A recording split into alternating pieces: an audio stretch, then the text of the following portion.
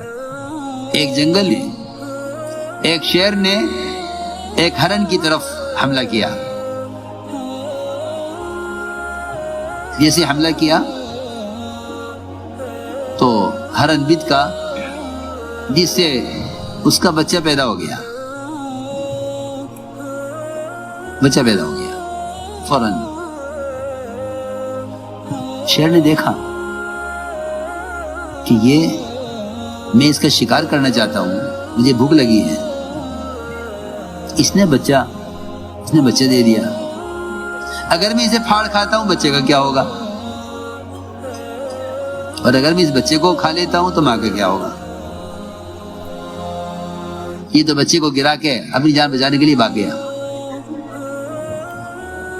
یہ مجھے ایک صاحب نے افریقہ کے ہیں، انہوں نے خود سنایا مجھے کہ میں نے اپنی آنکھوں سے دیکھا ہے یہ منظر. مسلمان انسانوں کے لیے جانوروں کے بہت سے کام انسانوں کی عبرت کے لیے ہیں کہ تم جانوروں سے گر چکے ہو، ذرا واپس آؤ اپنے طریقوں پر.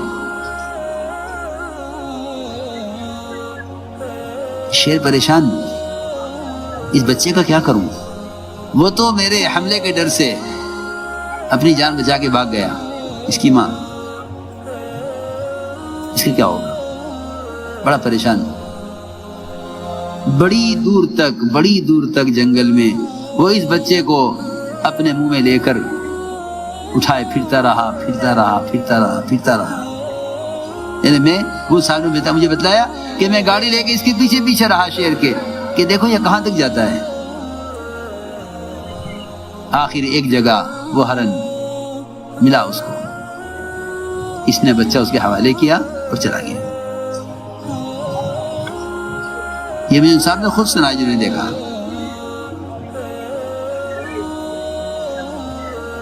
بات یہ ہے،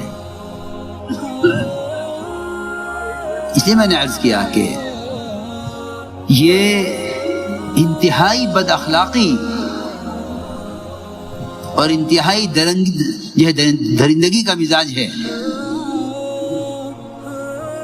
کہ باپ کا بدلہ بیٹے سے لے لو.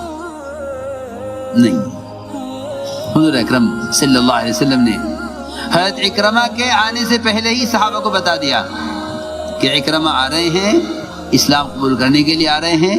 دیکھو ان کے سامنے ان کے باپ کو برا مت کہنا، تبھی تمہیں اس کے باپ کی حرکتیں یاد آ جائیں. اور تم کوئی ذرہ برابر کوئی بات ابو جہل کی ستانے کی اس کے بیٹے کے سامنے مت کرنا. وہ کیا سوچے گا کہ میں تو ان کے پاس مامون ہو کر مطمئن ہو کر آ رہا ہوں اور یہ میری باپ کی حرکتیں مجھے یاد دلا رہے. حضور اکرم صلی اللہ علیہ وسلم نے حضرت اکرمہ کا استقبال اس طرح کود کر کیا، اچھل کر. روایت میں ہے وثب الیہ، کود کر آئے. آپ نے صرف لنگی باندھی ہوئی تھی، بدن پر اور کپڑا نہیں تھا، تاخیر نہیں کی آنے میں، اور بیٹھے. حضرت اکرمہ نے عرض کیا کہ آپ کیا چاہتے ہیں؟ فرمایا کہ اکرمہ اسلام لے آؤ. عرض کیا کہ میں اسلام لے آؤں گا، مگر میری ایک درخواست ہے کہ میں نے آپ کے خلاف اور اسلام کے خلاف آج تک جتنی کوششیں کی ہیں، آپ اللہ سے دعا کر دیجئے اللہ میرے سارے گناہ معاف کر دے. آپ نے دعا فرمائی، اے اللہ اسلام کے خلاف ساری عداوتیں، اس کی ساری کوششیں، اے اللہ تو سب کو معاف کر دے. میں عرض کر رہا تھا کہ ابو جہل کا بیٹا اکرمہ ان کو اسلام سے بھاگنے نہیں دیا. ایک کشتی چلانے والے میں اللہ کی دعوت نے. کہاں جا رہے ہو؟ میں اس لیے عرض کر رہا ہوں کہ اس دعوت اللہ کے عمل کے ہوتے ہوئے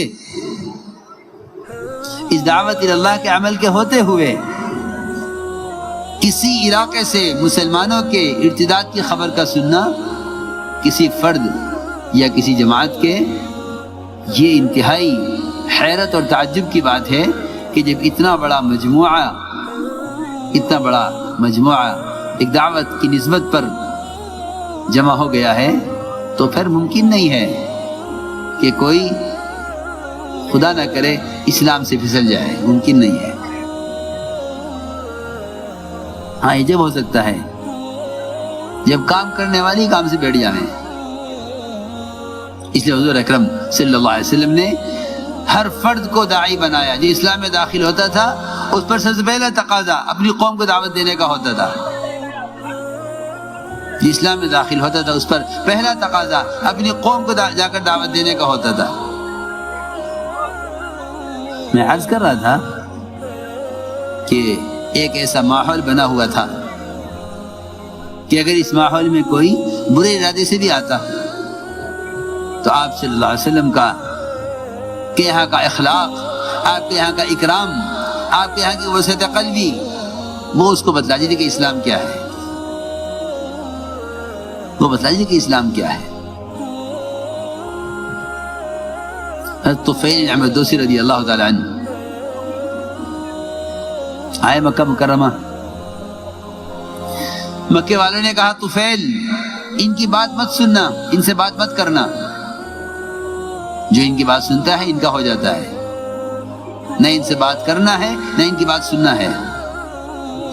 تو طفیل فرماتے ہیں مجھے اتنا ڈرایا مکے والوں نے کہ میں نے اپنے کانوں میں روئی ٹھوس لی کہ میں ان کی کوئی بات سنوں گا نہیں۔ فرماتے ہیں کان بند کر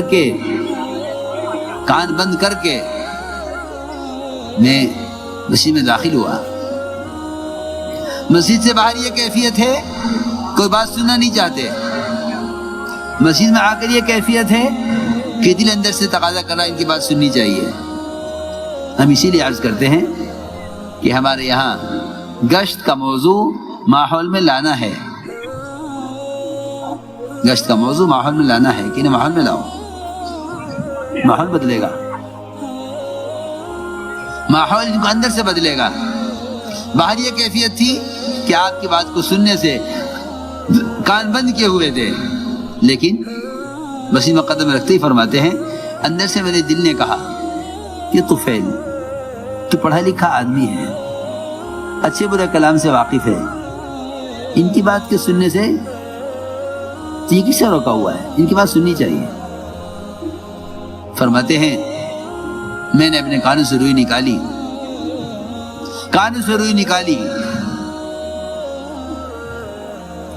اور آپ صلی اللہ علیہ وسلم سے قرآن سنا۔ کہتے ہیں کہ میں نے اس سے اچھا کلام کبھی نہیں سنا تھا، اسلام قبول کیا اور یہ عرض کیا کہ اجازت دیجیے کہ میں اپنی قوم کو جا کر دعوت دوں۔ لیکن اس قصے میں بہت سمجھنے کی بات یہ ہے کہ انہوں نے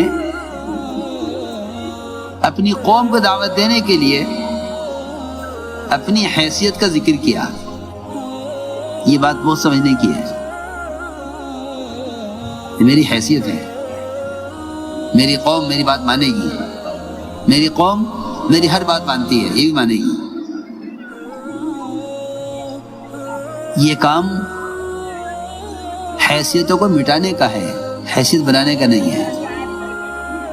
سمجھتے تھے کام شخصیت سوزی کا ہے، شخصیت سازی کا نہیں ہے۔ کام سے شخصیت بنے نہیں۔ حضور اکرم صلی اللہ علیہ وسلم کہاں معراج کی بلندی اور کہاں طائف کی پستی،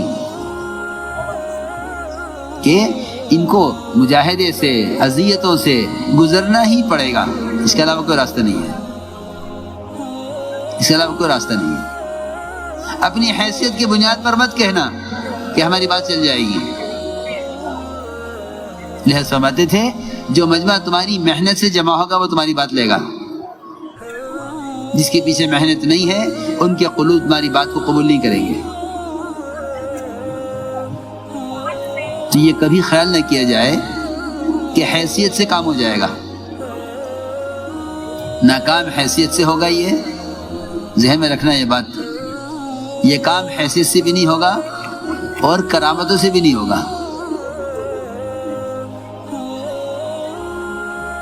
کرامت اولیاء حق ہیں، اس میں کوئی شک نہیں، لیکن اللہ تعالیٰ کو اس راستے کا مجاہدہ پسند ہے. ورنہ انبیاء علیہ السلام کے پاس تو کرامات سے اونچی چیز معجزات ہیں. کرامات سے اونچی چیز معجزات ہیں. پھر بھی فرما رہے ہیں آپ صلی اللہ علیہ وسلم اُوذِیتُ فِی اللَّہِ مَا لَمْ یُوذَ أَحَدٍ، کہ جو اذیتیں مجھے دی گئی ہیں دعوت اللہ میں وہ کسی اور کو نہیں دی گئی ہیں. اس لیے اپنی حیثیت سے نیچے اتر کر دعوت دی جاتی ہے.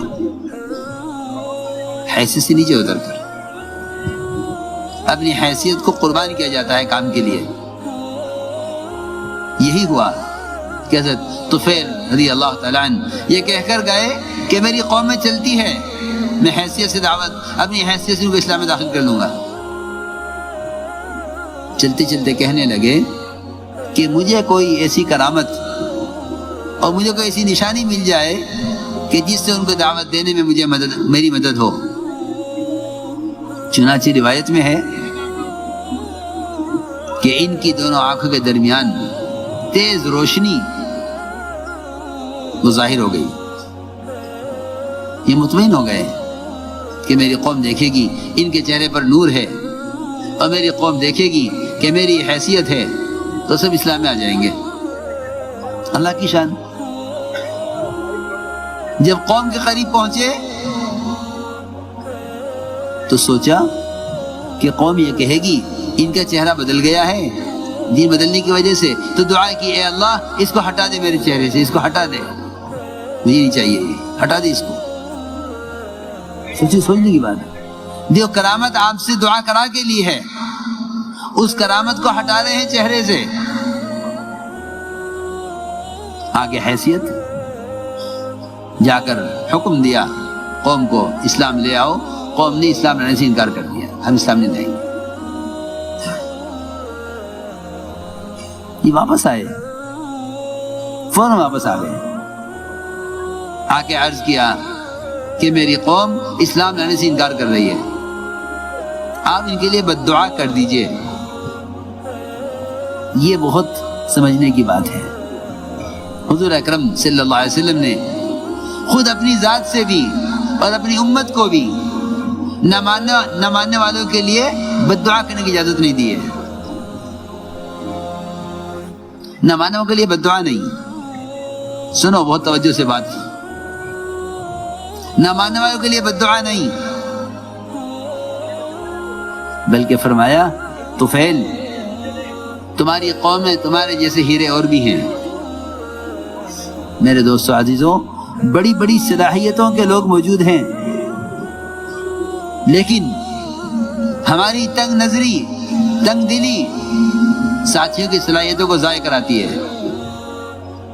وہاں جذبہ یہ ہے کہ غیروں کی صلاحیتوں سے فائدہ اٹھانا چاہتے ہیں. یہاں مزاج یہ ہے کہ اپنوں کی صلاحیتوں کو ضائع کرا دیتے ہیں. میری بات بہت توجہ چاہے گی. وہاں جذبہ یہ ہے. عمر رضی اللہ تعالی عنہ